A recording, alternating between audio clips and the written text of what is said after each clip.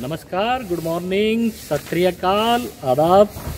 हाँ तो दोस्तों, जैसा कि हमने आपको कहा था कि हम जल्द ही आपकी सेवा में आएंगे एक नया चैनल अपडेट अमलनेर 9 लेकर।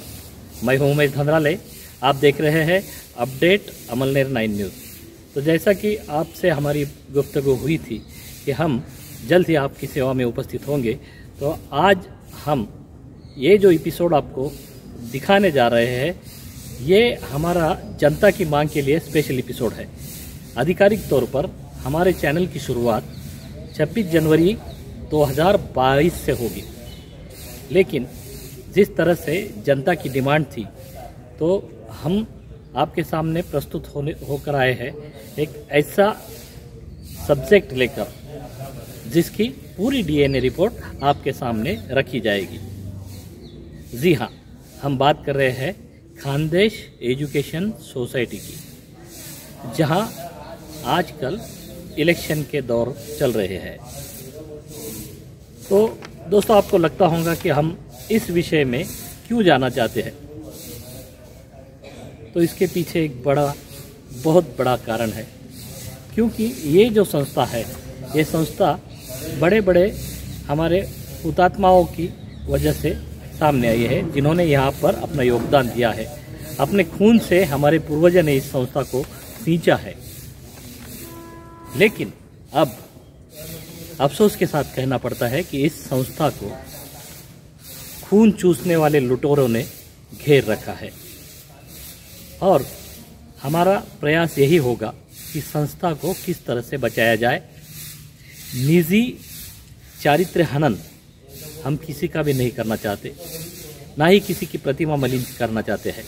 हमारा प्रयास केवल इतना होगा कि हम कुछ ऐसे मुद्दों को जनता के सामने लाए कि जिस वजह से यह संस्था जो है ये सही हाथों में जाए, सही लोग यहाँ आए, और जहाँ से शिक्षा का ज्ञान बांटा जाता है, उसकी जो गनीमा है वो जाहिर तौर पर अच्छी रहे।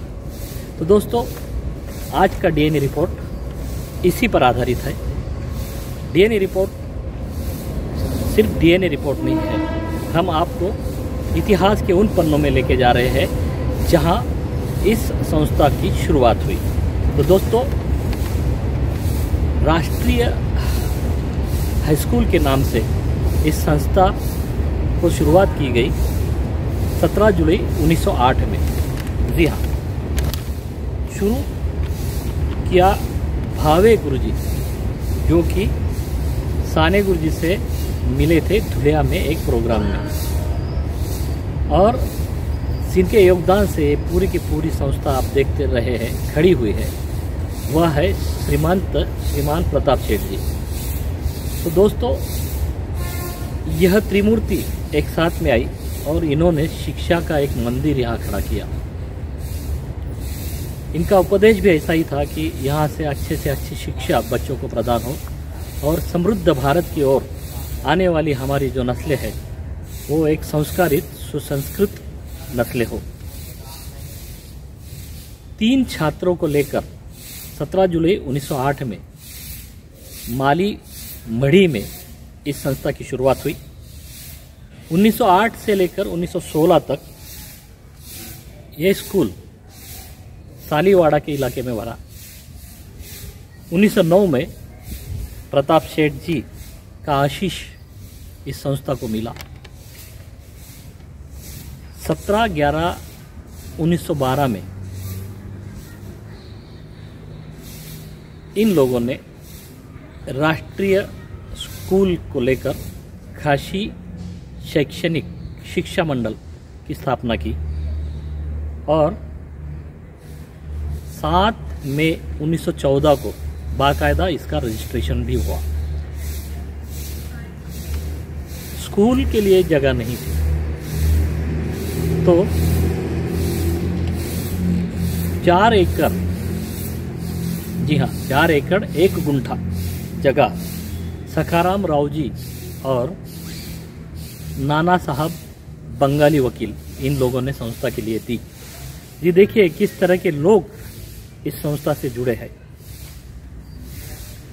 और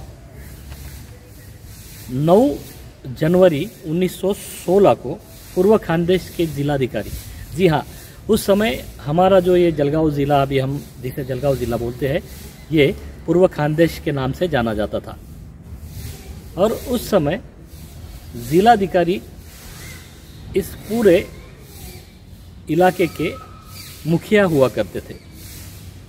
तो हमारे इस पूर्व खानदेश के जिलाधिकारी में ऑटो रॉथफील्ड, इनके हाथों पहला हॉस्टल की नींव यहाँ रखी गई।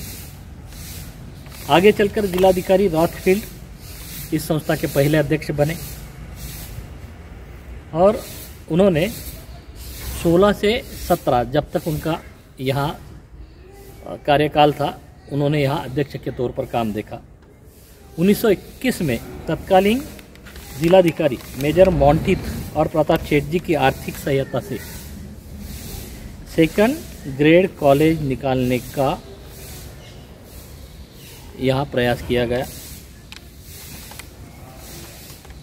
21/7/1921 को यहाँ पहली बार राष्ट्रीय महाविद्यालय की शुरुआत की गई।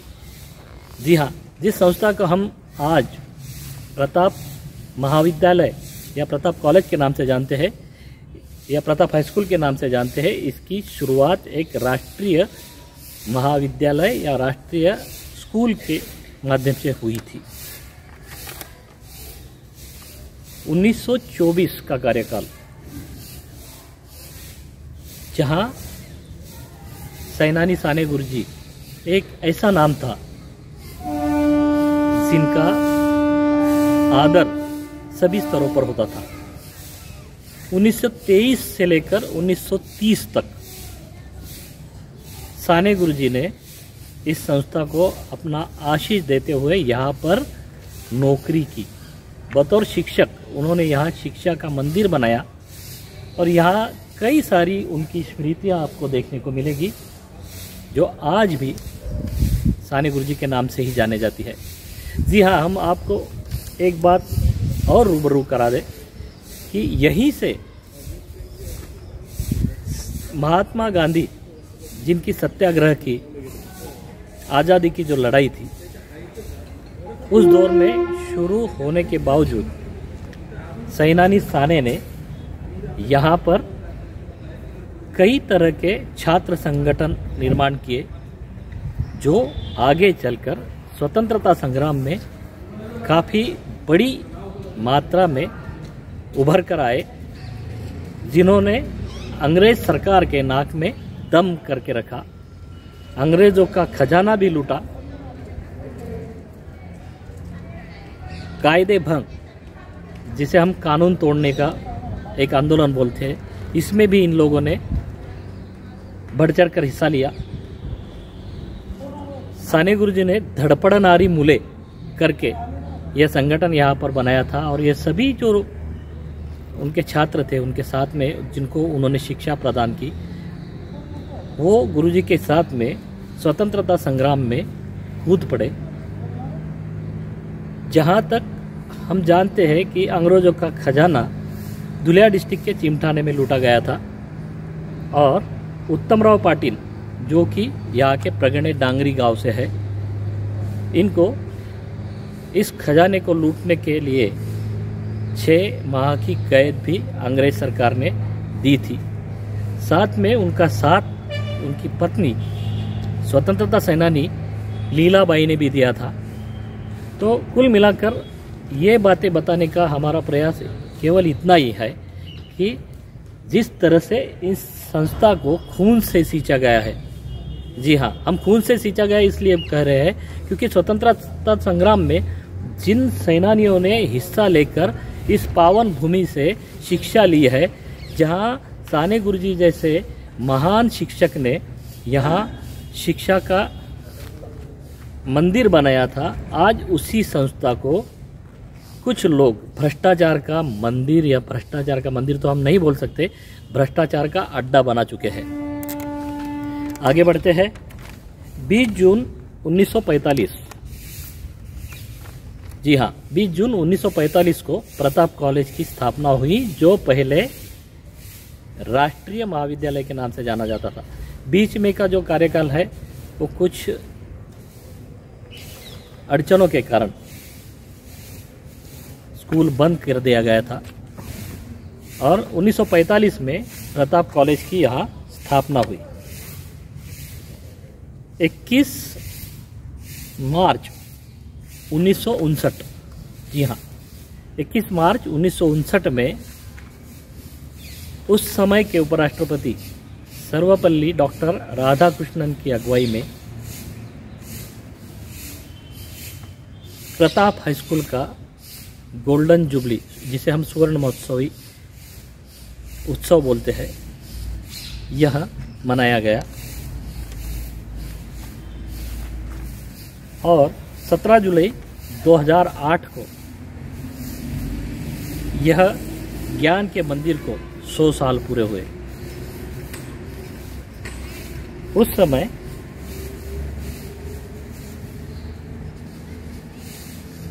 यह, उसके पहले की हम एक बात बताना चाहेंगे कि 1983 में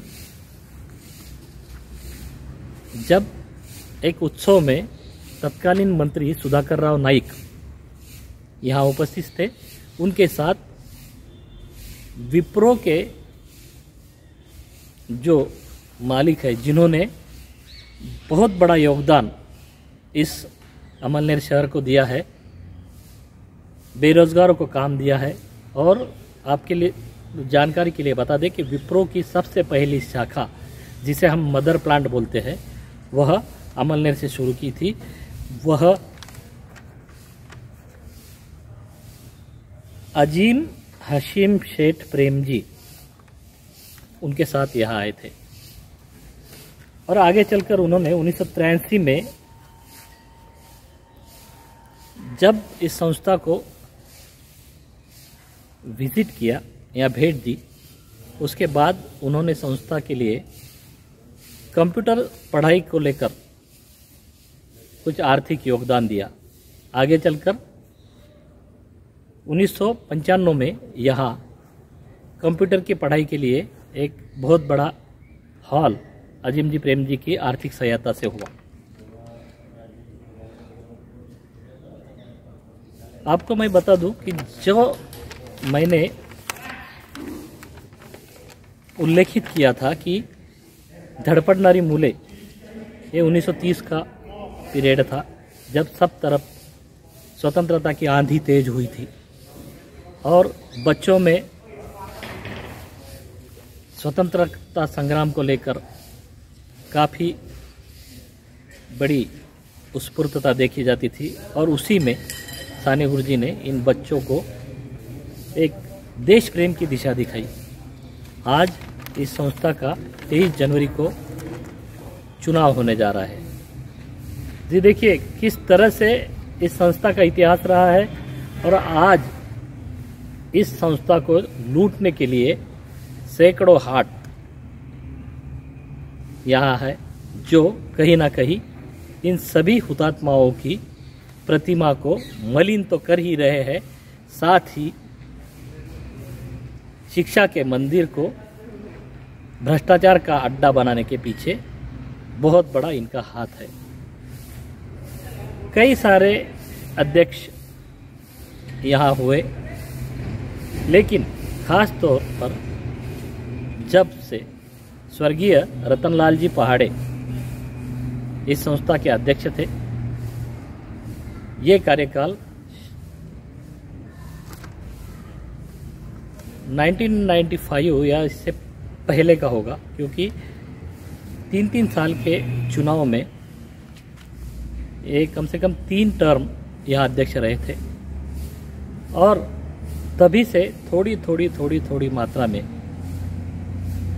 संस्था में ऐसे कुछ कदम आने लगे जिन्होंने भ्रष्टाचार का राक्षस यहाँ आज इतना बड़ा खड़ा कर दिया है कि लोग यहाँ अपने बच्चों को शिक्षा के लिए भेजने के लिए भी आज डरते हैं। जी हाँ, ये हम नहीं बोल रहे हैं, ये कुछ पुराने ऐसे लोगों का मानना है कि यहाँ बड़ी मात्रा में भ्रष्टाचार होता है। बताया जाता है कि शिक्षा के इस मंदिर में अब गुणवत्ता से ज़्यादा पैसों को ध्यान दिया जाता है। जो भी नॉन ग्रांटेड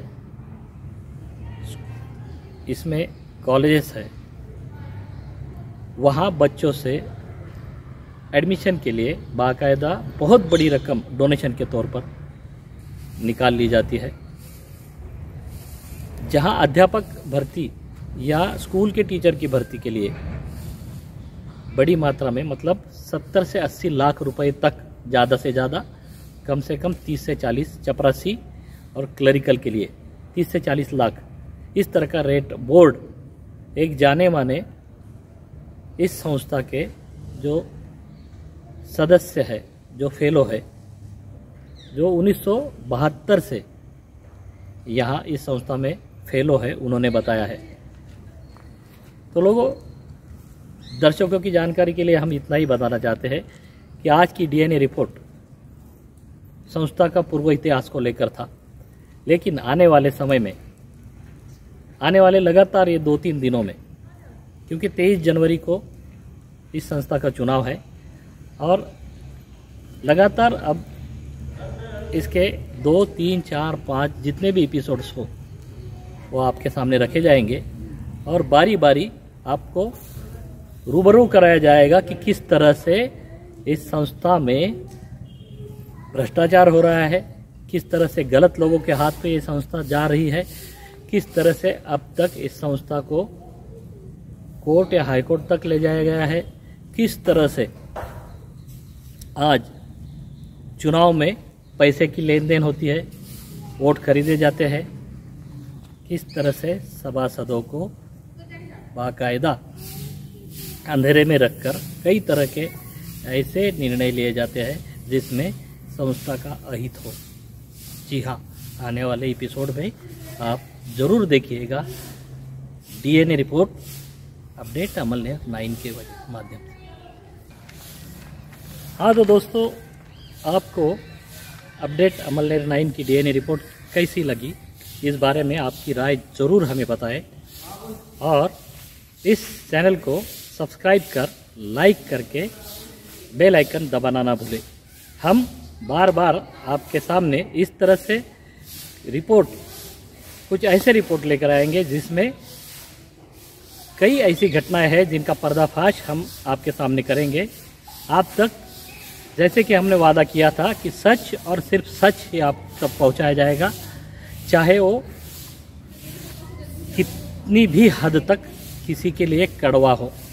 जी हाँ, हमारा उद्देश्य मात्र यही है कि लोगों तक केवल सच और सच ही लाया जाए। तो दोस्तों, आपसे इजाज़त चाहता हूँ। अगले एपिसोड में बहुत जल्द हम मिलेंगे एक नई डीएनए रिपोर्ट के साथ। और आपको एक बात मैं और दोबारा बता दूं कि चैनल की आधिकारिक शुरुआत 26 जनवरी 2022 से होगी, लेकिन खास जनता की मांग को लेकर खानदेश शिक्षण मंडल के ये 4-5 एपिसोड जो है स्पेशल एपिसोड के तौर पर आपको दिखाए जाएंगे, जिसमें पूरी तरह से इस संस्था की जो गनीमा आज तक थी और आगे जिस तरह से इसकी गनीमा खत्म होते आई, इसकी पूरी डीएनए रिपोर्ट आप तक पहुंचाई जाएगी। जय हिंद।